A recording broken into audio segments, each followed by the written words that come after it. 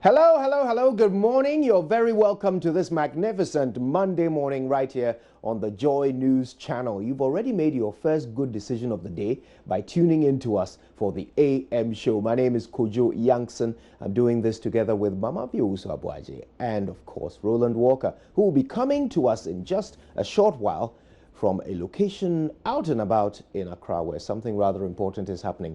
More on that later. But right now, let me run you through what we are dealing with this morning. The Ghana Revenue Authority has served notice that the implementation of the Cargo Tracking Note (CTN) policy begins in earnest today, Monday the 15th of October 2018. Now, this intervention, according to the GRA, is to provide greater scrutiny of its major imports for both valuation and, of course, security management purposes.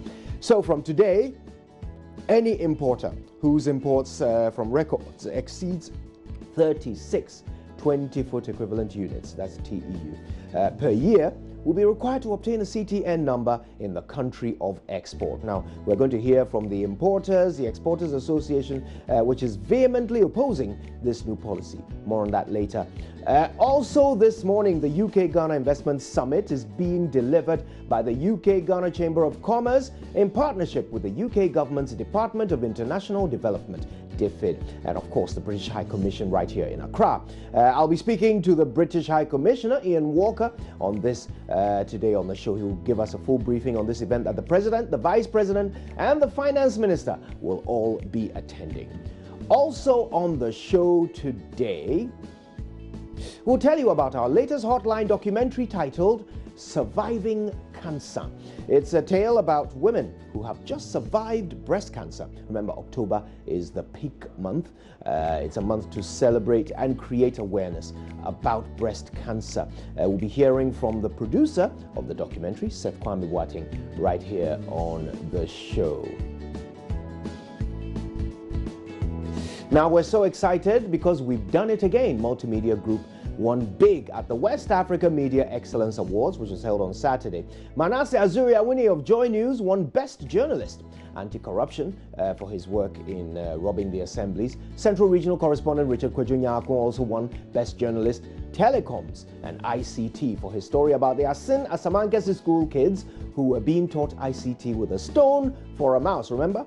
Yeah, and then Seth Kwame Boateng was also a big winner on the night, Best Journalist for Health Reporting, and that's for the Komfo Anokye MBU in his documentary Next to Die. It's fantastic. We'll also hear from the award winners right here on the show today. And then we'll wrap up the show with some showbiz news brought to you by Awake Purified Water. I can't wait to hear that. That's all coming up today on our massive Monday morning edition of the AM show. But as always, let's kick it off with some motivation. Here is your message from the morning man, and this one is called Servants. Now, one afternoon a few months ago, I followed a friend of mine into a well-known clothing shop right here in Accra. I'm still trying to decide whether I should mention the name of the shop. I'll think about it.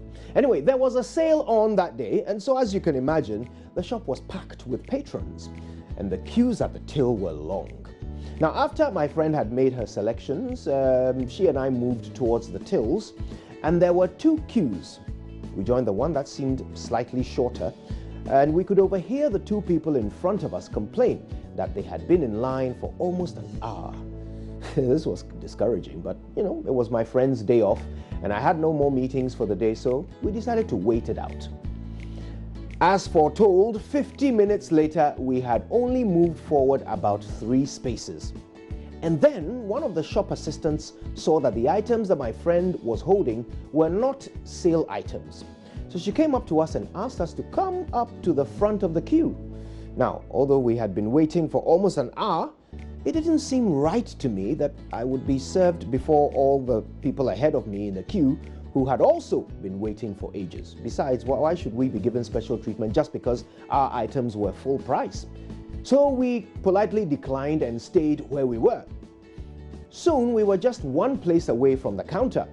But as the person ahead of us finished at the counter and it became free, a different attendant brought a customer who had just joined the queue from the back all the way to the front and took them up to the counter in front of us. So, of course, I spoke up. And I asked the new attendant why she was crossing us in the queue with this customer. And guess what she said? "Sir, this customer has non-sale items." Yep, the same thing that we were unwilling to do other customers, the thing we were unwilling to do to other customers was being done to us.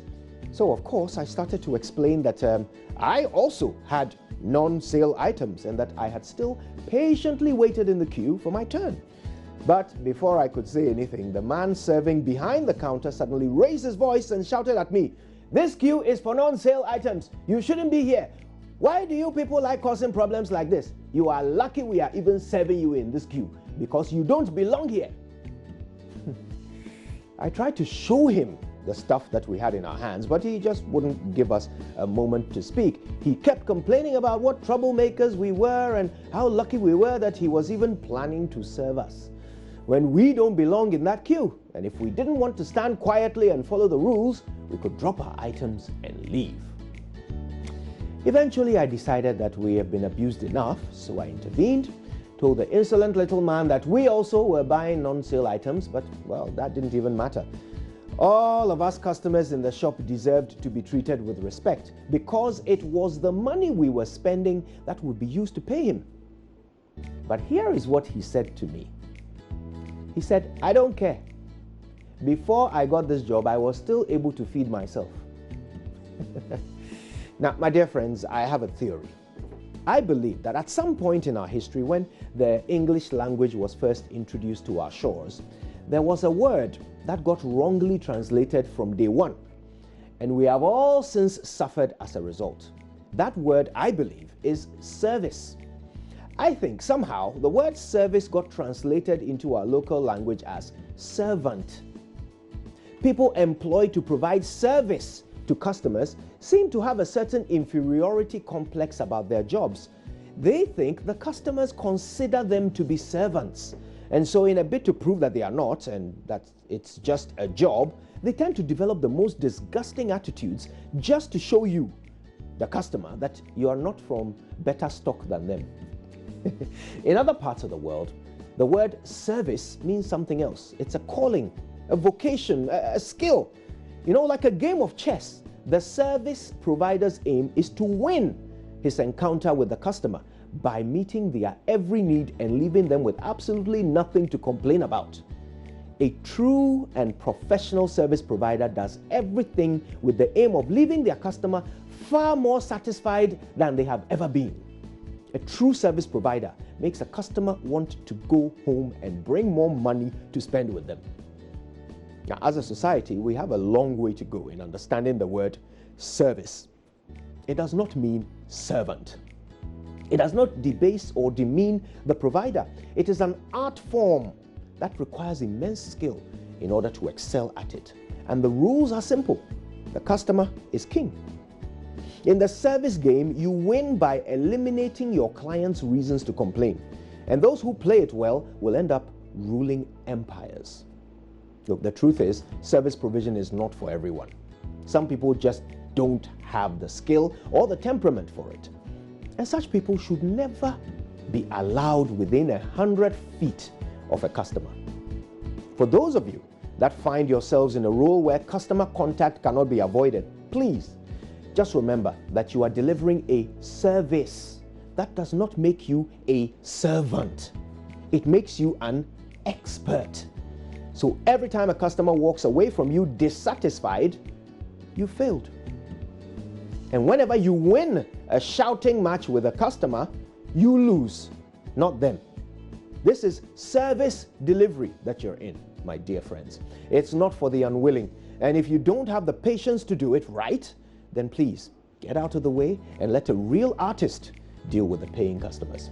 My name is Kojo Yankson and I'm not a servant. So join me every morning for the service of your life.